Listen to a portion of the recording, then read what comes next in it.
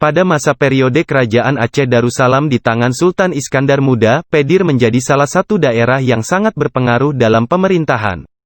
Di Pidi terdapat dua kekuasaan besar yang dipimpin oleh Ule Balang dan Panglima di negeri tersebut.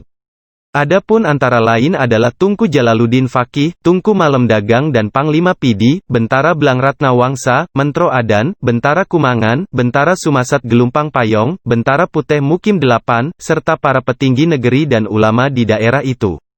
Saat itu Pidi kuat diperintahkan oleh para Ule Balang.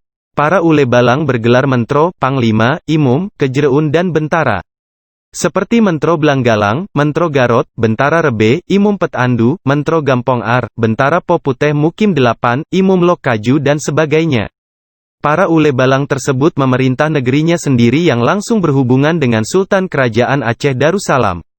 Ada dua federasi Ule Balang di Pidi, yakni Federasi Ule Balang II Plah yang dipimpin oleh Tuku Raja Pakeh sedangkan Federasi Ule Balang VI dipimpin oleh Bentara Kumangan.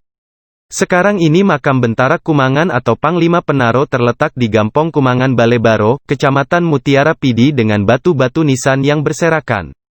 Makam-makam itu terlihat mulai tergerus tak terurus. Bahkan batu-batu nisan yang semula berdiri kokoh bak seorang raja telah roboh. Menurut amatan tim Pante, makam itu telah tersisa keping-keping sejarah. Namun, meski demikian dapat dipastikan bahwa keberadaan makam Bentara Kumangan masih dapat terbaca dengan jelas.